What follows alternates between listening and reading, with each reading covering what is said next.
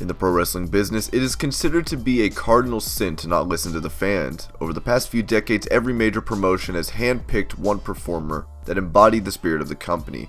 From Ric Flair in the NWA to Sting in WCW, there have been performers that have christened as the face of the company, not by the management, but by the fans themselves. Saying that, every era in the wrestling business has seen the rise of a megastar that carried the WWE on their shoulders. From the Hogans to the Austins to the Cenas, Vince McMahon has always had a knack of picking the right people to lead the WWE into the new era. However, over the past few years, we've seen the management trying their best to push Roman Reigns, but they have been unsuccessful in persuading the fans to get behind him as the face of WWE. This has also led Roman's push adversely affecting the other talent in the locker room. My name is John, and in this video we take a look at 10 superstars that have been negatively impacted by Roman's continuous push.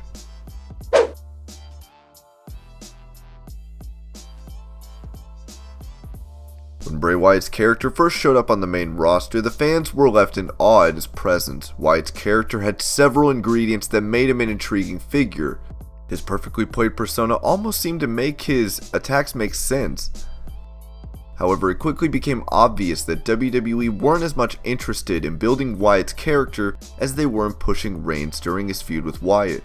While it seemed as though Bray and the rest of the Wyatt family were destined to achieve success in the company, Bray lost all of his momentum during his rivalry with Roman Reigns.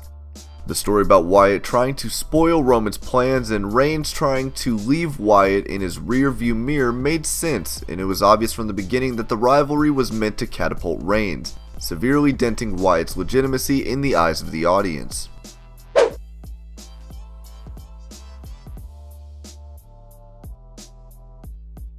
Balor was the first ever Universal Champion, and while the Irishman vowed to go after the Universal title upon his return, the past year has been underwhelming for the star.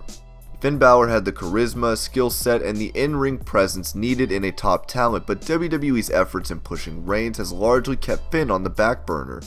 In fact, he had won a couple of matches against Roman, and it was considered to be that he would be the one being pushed, but that was not to be the case as Finn was relegated to the mid-card, while the focus has been on Roman Reigns and his journey to the top of the mountain.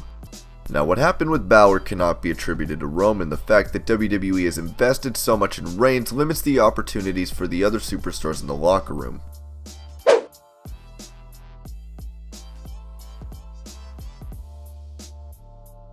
There was a time when Sheamus was seen as nothing more than cannon fodder in the WWE. He had won the World Heavyweight title by beating Reigns, but the entire storyline was set up so that Roman could defy the odds and come out on top. Even with the inclusion of Vince McMahon, who wanted to give Reigns the push he needed to become the top babyface, the big dog wasn't able to win back the fans. However, what the rivalry did do was harm for Sheamus and the other members of the League of Nations. You remember them? Reigns overcoming not just the faction, but also Mr. McMahon should have given him the same rub as it did the likes of Steve Austin, but that wasn't the case, and Reigns went on to headline WrestleMania against Triple H, winning back the world title, but the entire ordeal made Sheamus and co look like pushovers. Soon the League of Nations disbanded, and Sheamus was placed in mid-card feuds, before he started teaming up with Cesaro, the Celtic Warrior, who essentially had a rocket strapped to his back at the beginning of his WWE career, was brought down to earth to make Reigns look better.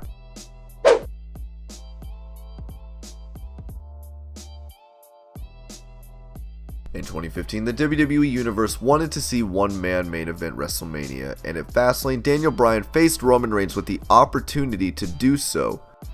WWE management was averse to replacing Reigns with Bryan, and after Roman defeated him, the bearded superstar even cut promos putting over Roman Reigns, hailing him as the biggest star in the company. Yikes.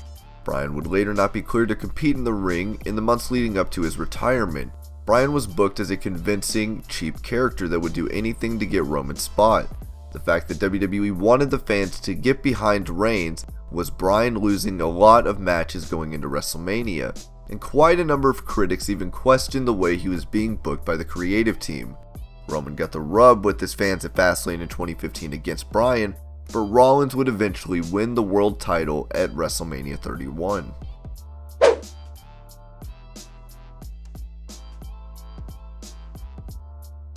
The Lunatic Fringe has been one of the most intriguing characters in the company, and when the fans refused to get behind Roman Reigns, WWE looked to Dean Ambrose to help propel Reigns to the top. While Ambrose won the world title, once he was traded back to Raw, he had to play second fiddle to Roman after the Shield was revived. Roman was supposed to be the breakout star from the Shield, and with Rollins and Ambrose being more popular with the fan base, WWE once again tried to use the duo to put Reigns over. However, that amounted to very little the second time around, as Ambrose got injured in December, and the reunion of the Shield had to be put on hold.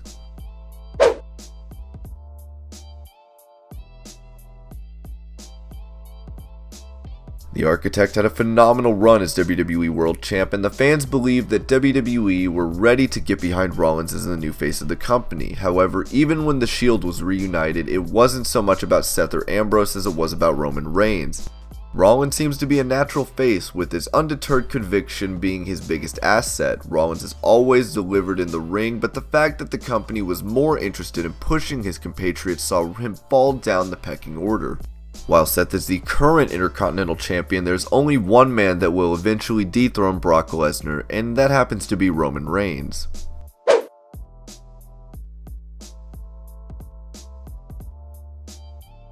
Kevin Owens was traded from Raw to SmackDown Live and was recently brought back to Raw, and the fact that many have forgotten that Owens is a former Universal Champ doesn't do him justice.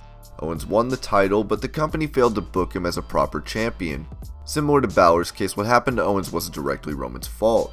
While Owens managed to successfully defend his title against Reigns, Reigns was made to look like a hard luck underdog, with Jericho and Strowman costing Reigns the Universal title. This not only undermined Owens' run, but with WWE carefully orchestrating Roman's eventual rise to the top, Kevin also lost some of his legitimacy as championship material in the company.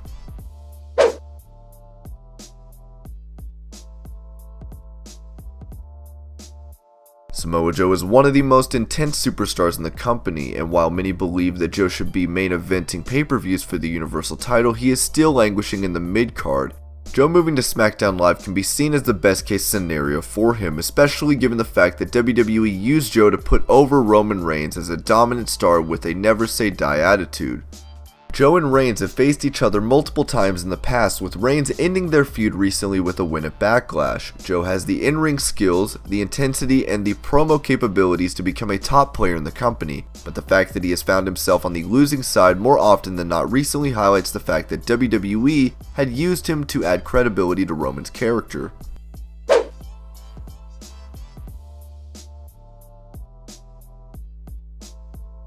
The Miz and Roman Reigns were embroiled in a heated rivalry before Miz was moved to SmackDown Live. While Miz recaptured the IC title from Reigns earlier this year, Roman was once again booked to look like $1 million. Reigns won the title from Miz last year, and with his last match with Lesnar on the horizon at Mania, Reigns dropped the title back to The Miz. However, Reigns was once again booked as the fighting underdog, going up against overwhelming odds, taking out The Miz and The Miztourage. WWE has made a conscious effort to book Roman in situations where the superstar looked Hogan-esque, fighting against all odds to inevitably come up short on a few occasions, only to rise from the ashes once again. The Miz has done a phenomenal job as Intercontinental Champion, and it's anyone's guess as to why he wasn't given the Universal title on Raw.